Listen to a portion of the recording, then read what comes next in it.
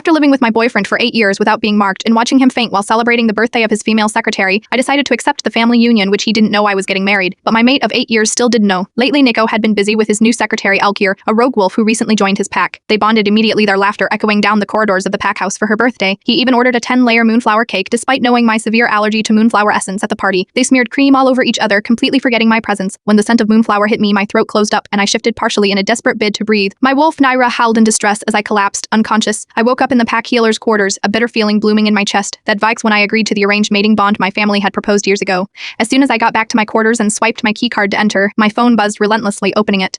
I saw dozens of wedding plans flooding the screen. I scrolled through her messages, stopping at the last one. If he truly wanted to claim you, why would he delay for 8 years? It's not too late, Arya. I've already prepared everything for the ceremony. The bonding ceremony is in 3 days. Take your time packing. No need to rush. The truth was as clear as a full moon now. While I clung to Nico's empty promises, the rest of the pack had seen through his lack of commitment. Sighing, I sent her a voice message. Mom, pick whatever you think is best. I trust your judgment. Let's keep it simple. I didn't hear Nico approach. His sharp hearing must have picked up my words because his voice sliced through the silence. Wedding? What wedding? I stiffened and quickly hid my phone, but Nico reached for it before he could snatch it. His phone rang, the shrill sound cutting through the tension. A panicked female voice came through loud enough for my enhanced hearing to catch every word. Nicholas, someone's following me. I'm so scared I tried circling back, but I can't shake them. Nico's expression darkened, his protective instincts kicking in. Selena, stay in a well-lit area near the pack's patrol routes. I'm coming. Without another word, he shifted into his wolf form and bolted into the night. I kept my face calm even as Naira growled blow in my mind. After he left, I dialed my Aunt Lyra to say goodbye. My parents had left the pack territory 10 years ago to lead another pack, leaving me in Lyra's care. Nico and I had grown close as young wolves, especially since he lived next door. When Lyra got mated and moved to her Matun pack, I chose to stay behind. What was supposed to be a temporary arrangement with Nico stretched into 8 years. When Aunt Lyra picked up, her voice was warm but surprised. Married. To Nico. It too was about time. 8 years is long enough for any wolf to claim his mate. I hesitated before correcting her. It arranged bonding. I don't even know who he is. The silence on the other end was deafening before she finally spoke. Have you thought this through? Nico cares for you. Maybe he just needs a little nudge to make things official. I could talk to him. A bitter laugh escaped me. No need, Aunt Lyra. If Nico cared, he would have waited 8 years while toying with my heart. It wasn't a true bond, just a shadow of one. If I don't let go now, I will waste my entire youth waiting for a wolf who will never mark me. She sighed, clearly struggling to understand how we could live together for so long without solidifying our bond. Still, she didn't push further, promising to support me no matter what before bed. I set a countdown on my phone, 3 days to leave the past behind. The next day, I asked my mom to send some parting gifts to thank Aunt Lyra for caring for me all these years. That evening, as I waited for the delivery truck, I found Nico lingering outside the pack house. His golden eyes narrowed as he saw me directing the driver. What's all this? All this some farewell gifts for Aunt Lyra, I said, keeping my tone neutral. Farewell? His voice dropped, the faint growl in his tone betraying his unease. I gave him a soft smile. I will be leaving the pack soon. His wolf flickered briefly in his gaze, but he didn't press further. Just then, Eichard's scent wafted in on the evening breeze. She trotted toward us in wolf form, shifting mid-step. Her arms immediately wrapped around Nico's, her large green eyes wide with mock innocence. Alpha Nico, thank you for coming last night. I don't know what I would have done without you, she purred.